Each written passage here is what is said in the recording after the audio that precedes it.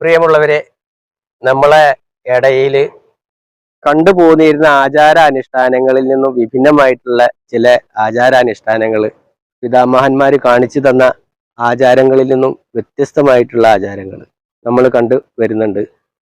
ജീവിതചര്യകൾ എന്ന ഈ പ്രോഗ്രാമിലേക്ക് എല്ലാവർക്കും സ്വാഗതം. നമ്മളെ ഇടയിൽ കണ്ടുവരുന്ന ഒരാചാരം പൂർവികരായിട്ടുള്ള ആളുകൾ, നമ്മളുടെ പിതാമഹന്മാരൊക്കെ കാണിച്ചു തന്നതാണ്. കുട്ടികൾക്ക് ചോറ് കൊടുക്കുക. അതേപോലെ തന്നെ മുസ്ലിം വിഭാഗത്തിലുള്ള കുട്ടികൾക്ക് പുത്തമ്പള്ളിക്കൊക്കെ പോയിട്ട് ചോറ് കൊടുക്കാൻ നേർച്ചയാക്കും, മമ്പുറത്തേക്ക് പോയി കണ്ട് ചോറ് കൊടുക്കാൻ നേർച്ചയാക്കും. അതൊക്കെ നമ്മളെ ഇടയിൽ ഉണ്ടായിരുന്ന ആചാര അനുഷ്ഠാനങ്ങളാണ്. അതുപോലെ തന്നെ പേരിടാൻ ഇതേപോലെ മമ്പുറത്ത് പോവും, പുത്തമ്പള്ളിക്കലൊക്കെ പോവും. അങ്ങനെയൊക്കെ പോയിരുന്ന ഒരു കാലം ഉണ്ടായിരുന്നു. അത് നമ്മൾ ഒരുപാട് ചെറുപ്പത്തിലൊക്കെ കണ്ടതുമാണ്. അങ്ങനെ ഒരുപാട് ആളുകൾക്ക് ഇവിടെ പേരിട്ടതുമാണ്. ഇപ്പൊ ഈ ഇടയായിട്ട് ഹൈന്ദവാചാര പ്രകാരം ചെയ്യുന്ന ചില കാര്യങ്ങൾ നമ്മളിടയിലും കണ്ടുവരുന്നുണ്ട്. അതായത് എഴുത്തിനിരുത്തുക. എഴുത്തിനിരുത്തല് ഹൈന്ദവര് ചെയ്യുന്നത് അതിന്റെ പെർഫെക്റ്റ് ആയിട്ടുള്ള സമയത്താണ്. അത് എഴുത്തിനിരുത്തുന്നതിനൊന്നും നമുക്ക് ആർക്കും എതിർപ്പില്ല. പക്ഷെ എല്ലാം അതിൻ്റെതായിട്ടുള്ള ഒരു സമയത്താവുമ്പോഴേ അതിന് ഒരു ഭംഗിയുള്ളൂ. നമ്മളിപ്പോ ചോറ് വയ്ക്കുമ്പോൾ ബിസ്മി ചെല്ലുന്നുണ്ടല്ലോ, ഒരു സാധനം തിന്നുന്നതിന്റെ മുൻപായിട്ട് ബിസ്മി ചെല്ലുന്നുണ്ട്.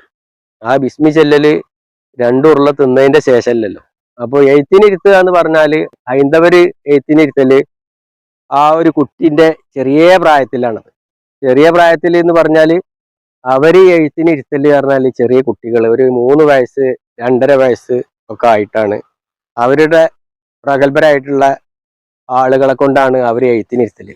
നമ്മള് ഇവിടെ മദ്രസയിലൊക്കെ പോയി എഴുത്തിനിരുത്തുന്നത് കാണുന്നത് എന്താ അറിയോ? LKG UKG പഠിച്ചതിന്റെ ശേഷം മദ്രസ ചേർത്തുമ്പോഴാണ് എഴുത്തിനിരുത്തല്. അതാണ് ആ വ്യത്യാസം. ഇത് അതിൻ്റെതായിട്ടുള്ള ഒരു പെർഫെക്റ്റ് ആയിട്ടുള്ള ടൈമിലാണെന്നുണ്ടെങ്കിൽ നമുക്കത് സന്തോഷമേ ഉള്ളൂ. പക്ഷേ ഇത് എല്ലാവരും കാട്ടുന്നത് കണ്ടുകാണ്ട് നമ്മളും അതിന് മുതിരുക എന്ന് പറയുമ്പോൾ നല്ലതൊക്കെ തന്നെയാണ്. പക്ഷെ അത് അതിൻ്റെതായിട്ടുള്ള ഒരു തെരീക്കുണ്ടല്ലോ, ഏതിനും ഒരു അടുക്കും ചിട്ടയും ഉണ്ടല്ലോ. LKG UKG പഠനം കഴിഞ്ഞതിന്റെ ശേഷം മദ്രസ ചേർത്തുമ്പോൾ ഈ എഴുത്തിനിരുത്തുന്നതിൽ എന്തർത്ഥമുള്ളത്? മറ്റുള്ള മതക്കാര് അത് ചെയ്യുന്നത് പറഞ്ഞാൽ LKG UKG ചേർത്തുന്നതിന്റെ മുൻപാണ് അവരുടെ പഠനം തുടങ്ങുന്നത്, ആദ്യാക്ഷരം കുറിക്കുന്നത്. ചോറ് കൊടുക്കാൻ നേർച്ചയാക്കലുണ്ടായിരുന്നു, അതുപോലെ തന്നെ പേരിടാൻ നേർച്ചയാക്കലുണ്ടായിരുന്നു. ഇതൊക്കെ ചെയ്തിരുന്ന ഒരു കാലം ഉണ്ടായിരുന്നു. 1990 വരെ മമ്പുറത്തുനിന്ന് പേരിടാൻ നേർച്ചയാക്കും, പുത്തമ്പള്ളിക്കുന്ന് പേരിടാൻ നേർച്ചയാക്കും, അതുപോലെ തന്നെ ചോറ് കൊടുക്കാൻ നേർച്ചയാക്കും. ഇതിൽ നിന്നൊക്കെ വ്യത്യസ്തമായിട്ടാണ് ഈ എഴുത്തിനിരുത്തല്. എഴുത്തിനിരുത്തുന്നതിന് കുഴപ്പമൊന്നുമില്ല. പക്ഷെ എഴുത്തിനിരുത്തുന്ന ഒരു വിഭാഗം ഇവിടെ അതിന്റെ പെർഫെക്റ്റ് ആയിട്ടുള്ള സമയത്താണ് അവർ ചെയ്യുന്നത്. അവര് എഴുത്തിനിരുത്തല് 2.5-3 വയസ്സാകുന്ന കുട്ടിക്കാണ് അരിയിലോ അല്ലെങ്കിൽ മറ്റുള്ള എന്തെങ്കിലും അവര് ആദ്യാക്ഷരം കുറിക്കുന്നത്. അത് അവരുടെ മഹാന്മാരായിട്ടുള്ള നല്ല വ്യക്തിത്വങ്ങളെ കൊണ്ട് ആണ് അവർ ചെയ്യിക്കുന്നത്. അത് കണ്ടിട്ടാണ് ഇപ്പൊ നമ്മളെ ഇടയിലും ആദ്യാക്ഷരം കുറിക്കുക, എഴുത്തിനിരുത്തുക എന്നുള്ളൊരു സമ്പ്രദായം മുസ്ലിം വിഭാഗത്തിന്റെ ഇടയിൽ കണ്ടുവരുന്നുണ്ട്. ഈ എഴുത്തിനിരുത്തുന്നത് മുസ്ലിം വിഭാഗത്തില് മദ്രസയിലെ ചേർത്തുമ്പോഴാണ്. മദ്രസയിലെ ചേർത്തല് LKG UKG കഴിഞ്ഞിട്ടാണ് ഇപ്പോഴത്തെ കാലത്ത് മദ്രസ ചേർത്തല്. പഴയ കാലത്ത് അങ്ങനെ അല്ലായിരുന്നു. ആദ്യം മദ്രസയിൽ ചേർത്തുക, അതോടുകൂടി സ്കൂളിലും ചേർത്തുക. ചില ആളുകൾ ആദ്യം മദ്രസയിൽ ചേർത്തും പിന്നെ ഒരു വർഷം കൂടി കഴിഞ്ഞിട്ട് സ്കൂളിലും ചേർത്തു. അന്നത്തെ കാലത്ത് മദ്രസ 1, പിന്നെ ഒരു വലിയൊന്ന് എന്ന അത് ഒരു ഡിവിഷൻ തന്നെ ഉണ്ടായിരുന്നു. ഇന്നിപ്പോ അതൊക്കെ എടുത്തുപോയി. ഇന്നിപ്പോ മദ്രസ ചേർക്കുന്നത് LKG UKG പഠിച്ചിട്ടാണ്.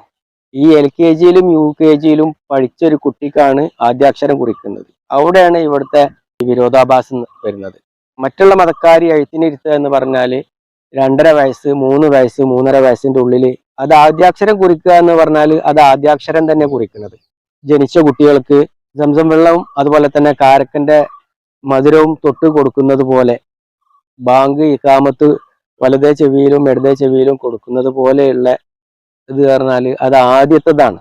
അതേപോലത്തെ ആദ്യമായിട്ടുള്ള ആദ്യാക്ഷരം കുറിക്കുമ്പോൾ അതിന് അതിൻ്റെതായിട്ടുള്ള ഒരു സ്വീകാര്യത വേണം. ആരെങ്കിലും എന്തെങ്കിലും ചെയ്യുന്നത് കണ്ടുകാണ്ട് സുന്നികൾ അതിന്റെ പിന്നാലെ പോവുക എന്ന് പറഞ്ഞാൽ അത് ഒരു നല്ല പ്രവണത അല്ല. ഇതുപോലെ തന്നെ മറ്റുള്ള ആചാരങ്ങൾ പൂർവികരായിട്ട് കാണിച്ചു തന്ന സുഹൃതങ്ങൾ നമ്മൾ പാടെ ഉപേക്ഷിച്ച് കാട് കയറിയിട്ടുള്ള ആചാരങ്ങളാണ് ഇപ്പൊ നടക്കുന്നത്. അതിന്റെ ഒരു ഭാഗമായിട്ട് നമുക്ക് ഇതിനെ കരുതാൻ പറ്റുള്ളൂ. കാരണം ആദ്യാക്ഷരം കുറിക്കുക എന്ന് പറഞ്ഞാൽ അത് ആദ്യാക്ഷരാവണം. അതല്ലാതെ 2-3 വർഷം LKG UKG പഠനം പൂർത്തിയാക്കിയതിന്റെ ശേഷം ആവരുത്. അത് ചോറ് 2 ഉരുള തിന്നതിന്റെ ശേഷം അല്ലല്ലോ ബിസ്മി ചൊല്ലല്. ചോറ് തിന്നുന്നതിന്റെ മുൻപായിട്ട് തൊള്ളിലേക്ക് ആ ഉരുള കൊണ്ടുപോകുന്നതിന്റെ മുൻപായിട്ടാണ് ബിസ്മി ചൊല്ലല്. അപ്പൊ അത്തരം കാര്യങ്ങളൊക്കെ നമ്മൾ വളരെയധികം ശ്രദ്ധിക്കല് അനിവാര്യമായിട്ടുള്ളൊരു കാലാണ്. ഈ ആദ്യാക്ഷരം കുറിക്കുന്ന ഹൈന്ദവരയില് ആദ്യാക്ഷരം കുറിക്കുന്നവരുടെ മക്കളെ അവർ സ്കൂളിൽ ചേർക്കുകയാണെങ്കിൽ അതിനൊക്കെ വളരെയധികം ചിട്ടവട്ടങ്ങളുണ്ട്. അവരുടെ പഠന രീതി, ക്ലാസ് റൂം ഏത് ഭാഗത്തേക്കാണ് തിരിഞ്ഞിരിക്കേണ്ടത് എന്നുള്ളതിനെ കുറിച്ചൊക്കെ വ്യക്തമായിട്ടുള്ള ബോധമുള്ള ആളുകളാണ് ഈ ആദ്യാക്ഷരം കുറിക്കുന്നത്. നമ്മളെ ആളുകൾക്ക് അത്തരം ഒരു ബോധമൊന്നുമില്ല. മദ്രസയില് ക്ലാസ് ഏത് ഭാഗത്തേക്ക് തിരിഞ്ഞിരുന്നാലും വേണ്ടില്ല, സ്കൂളിലെ ക്ലാസ് ഏത് ഭാഗത്തേക്കും തിരിഞ്ഞിരുന്നാലും വേണ്ടില്ല എന്നുള്ളൊരു കാലാണത്. ഞാൻ ഇന്നാള് ഒരു ഇരുത്തം വന്ന ഒരു ഉസ്താദിനോട് ചോദിച്ചു. മദ്രസയിലെ അധ്യാപകനായിരുന്നു അദ്ദേഹം, ഇപ്പോഴും അധ്യാപകൻ തന്നെയാണ്. അപ്പൊ അദ്ദേഹം എന്നോട് പറഞ്ഞാല് അതിനൊക്കെ ഒരു ചിട്ടവട്ടങ്ങളുണ്ട്. മദ്രസയിൽ ഇരുത്തുകയാണെന്നുണ്ടെങ്കിൽ 2 ഭാഗത്തേക്ക് 2 ദിശയിലേക്കാണ് കുട്ടികളെ ഇരുത്തല് എന്നാ പറഞ്ഞത്. ഇപ്പൊ നമ്മളുടെ മദ്രസയിലൊക്കെ ചെന്ന് നോക്കിയിട്ടുണ്ടെന്നുണ്ടെങ്കിൽ ഏത് ഭാഗത്തേക്കും കുട്ടികളെ തിരിച്ചിരുത്തിക്കാണ്ട് ക്ലാസ് എടുക്കുന്ന ഒരു സമ്പ്രദായം മദ്രസിന്റെ ആ ക്ലാസ് റൂം കണ്ടാൽ നമുക്ക് മനസ്സിലാവും. അതുപോലെ തന്നെ സ്കൂളിന്റെയും നമ്മളെ ചുറ്റുവട്ടത്തിലുള്ള സകല സ്കൂളുകളും അതിൽ നിന്നൊക്കെ ഒരുപാട് മാറ്റങ്ങൾ വന്നു. ആചാരാനുഷ്ഠാനങ്ങളിൽ നിന്ന് മാറ്റങ്ങൾ വന്നതുകൊണ്ട് തന്നെ സുന്നത്തുകൾ വെടിയുമ്പോഴാണ് ആപത്തുകൾ വരിക എന്നുള്ളത് ഇതിന്റെ മുൻപത്തെ വീഡിയോയിൽ സൂചിപ്പിച്ചതാ. അപ്പൊ ഈ ആപത്ത് വരാതിരിക്കണം എന്നുണ്ടെങ്കിൽ നമ്മൾ ആചാരങ്ങൾ മുറുകെ പിടിക്കണം. അത് നമ്മൾക്ക് ഇഷ്ടമുള്ള വിധത്തിലുള്ള ആചാരം ആക്കിയാൽ പറ്റൂല. ഇതിന്റെ മുൻപത്തെ പൂർവികരായിട്ടുള്ള മഹാരഥന്മാര് നമുക്ക് കാണിച്ചു തന്നതൊക്കെ നല്ല സുഹൃതങ്ങളാണ്. അവരൊക്കെ വളരെയധികം ബഹുമാനിക്കുന്ന സ്വാലിഹ്യങ്ങളും അതുപോലെ തന്നെ സജ്ജനങ്ങളും ആയിട്ടുള്ള ആളുകൾ പറയുന്ന അത് അനുസരിച്ചിട്ടാണ് നമ്മൾ ഇതുവരെ നമ്മൾ ചെയ്തു പോന്നിട്ടുള്ളത്.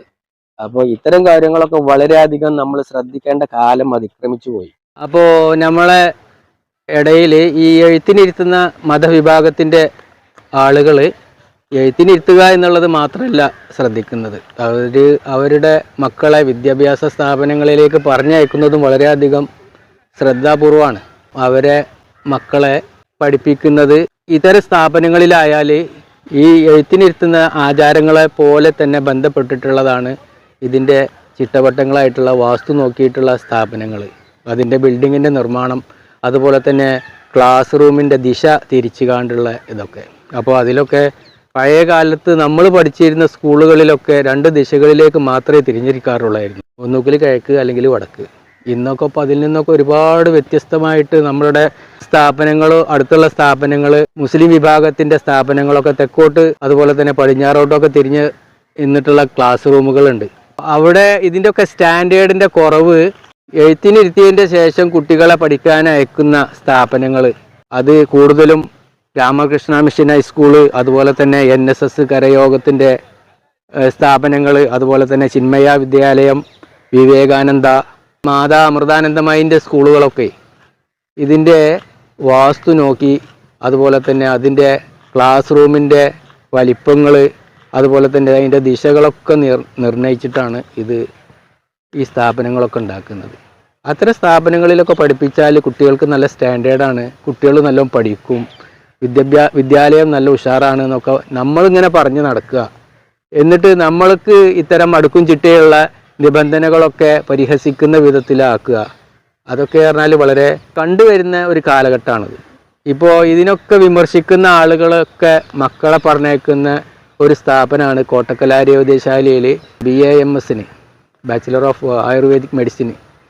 ആയുർവേദം ഈ സ്ഥാപത്യവേദത്തിൻ്റെ ഓരോ ഭാഗങ്ങൾ നോക്കിയിട്ട് അവിടെ കാര്യങ്ങൾ ചെയ്യുള്ളൂ, അതിൻ്റെ നിർമ്മാണം. ആയുർവേദത്തിന് കുട്ടികളെ പറഞ്ഞേക്കുമ്പോൾ അവിടെ ഈ വാസ്തു അതുപോലെ തന്നെ ഇതിൻ്റെ നിർമ്മാണത്തിൻ്റെ നിബന്ധനകളൊക്കെ നല്ലോണം പാലിക്കുന്നുണ്ട്. അവിടെ രോഗികളായിട്ടുള്ളവർക്ക് കട്ടിൽ ഏത് ദിശയിലേക്കാണ് തിരിച്ചിടേണ്ടതെന്ന് വരെ അവരുടെ നിർബന്ധം അതിൽ കാണിക്കുന്നുണ്ട്. നമ്മളെ ഇതുപോലെയല്ല ആയുർവേദത്തിന് പഠിക്കുന്നത്. അപ്പോൾ ഇത്തരം കാര്യങ്ങളൊക്കെ നമ്മൾക്ക് ഇഷ്ടമുള്ളതുമായിരിക്കൊന്നും ഉണ്ടാക്കാൻ പറ്റില്ല. നമുക്ക് ഇഷ്ടമുള്ള പോലെ ഉണ്ടാക്കിയാൽ അതിനൊക്കെ ദോഷം ചെയ്യും. ഈ ആചാരാനുഷ്ഠാനങ്ങൾ സ്വന്തം ഇഷ്ടപ്രകാരം ഉണ്ടാക്കിയതായിട്ട് അടുത്ത കാലത്ത് ഓർമ്മയുള്ളത് അറ്റ്ലസ് ജ്വല്ലറി അതിൻ്റെ പരസ്യത്തിന് വേണ്ടി അക്ഷയതീയതി ആ ദിവസം സ്വർണം വാങ്ങുകയാണെങ്കിൽ ഐശ്വര്യം ഉണ്ടാവും എന്നുള്ളത് അതിൻ്റെ പരസ്യത്തിന് വേണ്ടി അറ്റ്ലസ് രാമചന്ദ്രൻ പറഞ്ഞതായിട്ട് നിങ്ങൾക്ക് ഓർമ്മ ഉണ്ടാവും. ടി വിയിലൊക്കെ വലിയ പരസ്യം ഉണ്ടായിരുന്നു. അക്ഷയതീയതിയുടെ സമയത്ത് സ്വർണം വാങ്ങിയാൽ ഐശ്വര്യം ഉണ്ടാവുന്നു. പക്ഷേ അങ്ങനെ ഐശ്വര്യം ഉണ്ടാവാം എന്നുള്ളൊരു വാക്ക് അദ്ദേഹമാണ് പറഞ്ഞത്. ഒരുപാട് ജ്യോത്സ്യ പണ്ഡിതന്മാരുണ്ട്, അവരിൽ നിന്നൊന്നും കേട്ടിട്ടില്ല. അത് അങ്ങനെ പറയാൻ കഴിയൂല. ജ്യോത്സ്യ പണ്ഡിതൻ എന്ന് പറഞ്ഞാൽ മതത്തിൻ്റെ വിധിവിലക്കുകൾ യഥാസമയം നിർണ്ണയിക്കുക ചെയ്യുന്നത്, ആരാധനയുടെ സമയം, അതിനാണ് ജ്യോത്സ്യം എന്ന് പറയുക.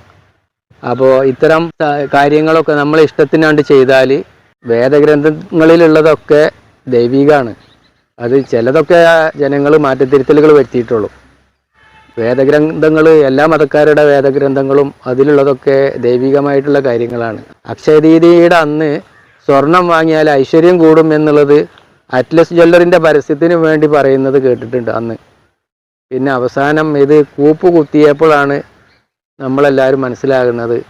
അങ്ങനെ ഇപ്പോൾ ഐശ്വര്യം ഉണ്ടെങ്കിൽ ആ പേരിലെങ്കിലും ഒരു ജ്വല്ലറി നിലക്കണ്ടേ.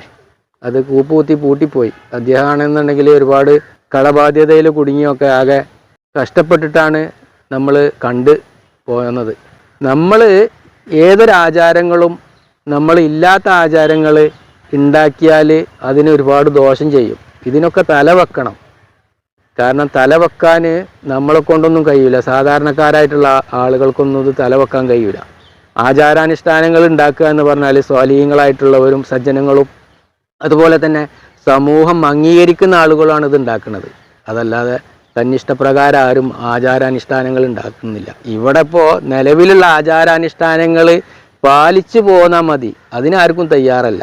തൻ്റേതായിട്ടുള്ള മുഖമുദ്ര പതിക്കാനും സ്വന്തം പ്രശസ്തിക്കും വേണ്ടി മാറ്റത്തിരുത്തലുകൾ വരുത്താനാണ് എല്ലാവരും താല്പര്യപ്പെടുന്നത്. മറ്റ് മതസ്ഥരുടെ വിദ്യാഭ്യാസ സ്ഥാപനങ്ങൾ നല്ല പഠിത്തത്തിനൊക്കെ കുട്ടികൾ ഉഷാറാണ് എന്നൊക്കെ പറഞ്ഞ് നടക്കുക. എന്നിട്ട് നമ്മളെ കുട്ടികൾ അവിടെ കൊണ്ടുപോയി ചേർത്താൻ താല്പര്യം കാണിക്കുക. അടുത്തുള്ള വിദ്യാലയത്തിൻ്റെ സെക്രട്ടറിയും പ്രസിഡൻറ്റും PTA പ്രസിഡൻറ്റും ഒക്കെ ആകുക. നമ്മളെ മക്കളാണെങ്കിൽ നമുക്ക് പിടുത്തം കൊടുക്കാത്ത, ആർക്കും പിടുത്തം കിട്ടാത്ത സ്ഥാപനത്തിൽ ചേർക്കുകയും ചെയ്യാം. ഇതാണ് ഇപ്പോൾ ലോകം നടക്കുന്നത്. ആചാരാനുഷ്ഠാനങ്ങളിലൊന്നും വിശ്വാസമില്ലാത്ത വിധത്തിലാണ് വരുന്നത്. ഇത്തരം വളരെയധികം മൈന്യൂട്ടായിട്ട് ശ്രദ്ധിക്കേണ്ട ചില ചിട്ടവട്ടങ്ങൾ നമ്മൾ പാലിക്കുന്ന കാര്യത്തിൽ വളരെയധികം പിൻപന്തിയിലാണ് എന്നുള്ളത് പറയാതിരിക്കാൻ വയ്യ. ഇത്തരം കാര്യങ്ങളൊക്കെ വളരെയധികം ശ്രദ്ധിക്കേണ്ട ഒരു കാലഘട്ടമാണ്. ആരെങ്കിലും ചെയ്യുന്നത് കണ്ട് നമ്മൾ അതിനെ അംഗീകരിക്കുമ്പോൾ അതിൻ്റെതായിട്ടുള്ള ഒരു ക്രെഡിബിലിറ്റി വേണം. ഇത് യാതൊരു ക്രെഡിബിലിറ്റി ഇല്ലാത്തൊരു കാര്യമാണ് ഇപ്പോൾ ചെയ്യുന്നത്, ഈ എഴുത്തിനിരുത്തൽ. ഇതൊക്കെ ഓരോ വ്യക്തികൾ മമ്പുറത്തേക്ക് നേർച്ചയാക്കുക, പുത്തമ്പള്ളിക്കൊക്കെ നേർച്ചയാക്കുക എന്നുള്ളൊരു കാര്യം ഇവിടെ ചെയ്തു പോന്നിരുന്നതാണ്. മറ്റുള്ള മതക്കാർ ഗുരുവായൂരിന്ന് ചോറ് കൊടുക്കാൻ നേർച്ചയാക്കും, അതുപോലെ തന്നെ ഗുരുവായൂരിന്ന് പേരിടാൻ നേർച്ചയാക്കും, അതുപോലെ തന്നെ പഴനിന്ന് ചോറ് കൊടുക്കാൻ നേർച്ചയാക്കും, പളനിന്ന് പേരിടാൻ നേർച്ചയാക്കും. ഇതൊക്കെ സർവ്വസാധാരണമായിട്ട് നടന്നു പോന്നിരുന്ന ഓരോ ആചാരങ്ങളാണ്. ആ ആചാരങ്ങളിൽ നിന്നും വ്യത്യസ്തമായിട്ടാണ് ഇപ്പൊ ഈ എഴുത്തിനിരുത്തുന്നതിന് പോരായ്മകളൊന്നും നമുക്ക് കണ്ടെത്താൻ പറ്റില്ല. ഒരു സുന്നി ആശയക്കാരനെ സംബന്ധിച്ചിടത്തോളം ബർക്കത്ത് ഒക്കെ നല്ല തന്നെ. പക്ഷെ ബർക്കത്ത് തേടല് അതിൻ്റെതായിട്ടുള്ള ഒരു സമയത്ത് ബർക്കത്ത് തേടണം. അതല്ലാതെ എപ്പോഴെങ്കിലും ആരെങ്കിലും പറയുന്നതിനാണ്ട് ഇരുത്തി കൊടുക്കലല്ല വേണ്ടി. അത് അതിൻ്റെതായിട്ടുള്ള കുട്ടിയുടെ രക്ഷിതാക്കളാണല്ലോ, അവര് ആണല്ലോ അതിന്റെ ബാധ്യത ആയിട്ടുള്ള ആളുകൾ. അവര് നേർച്ചയാക്കണം, അതുപോലെ തന്നെ അവര് കൊണ്ടുപോകാൻ ഇതിനുള്ള ചെലവ് വഹിക്കണം എന്നുള്ളതൊക്കെയാണ് നമ്മളുടെ ഇടയിലുള്ള ഒരു സ്വീകാര്യമായിട്ടുള്ള കാര്യങ്ങൾ. അപ്പൊ അതിനൊന്നും ആരും വലിയ പ്രോത്സാഹനം നൽകാതെ ആരെങ്കിലും ചെയ്യുന്നത് കണ്ട് നമ്മൾ ചെയ്യുക എന്ന് പറയുമ്പോൾ നമ്മളുടെ ആചാരങ്ങളെ കളിയാക്കലാണത്. അത് ഇൽമിനെ പരിഹസിക്കലാണ് എന്ന് പറയാതിരിക്കാൻ വയ്യ. ഇത്തരം വീഡിയോകൾ, ഇതിലെ അഭിപ്രായ ഭിന്നതകൾ ഒരുപാടുകൾ ഉണ്ടാവും. എന്നിരുന്നാലും എല്ലാവരും ഇതിൽ അഭിപ്രായങ്ങൾ കുറിക്കണമെന്ന് വിനീതമായി അഭ്യർത്ഥിക്കുന്നു. എല്ലാവർക്കും നന്ദി, നമസ്കാരം.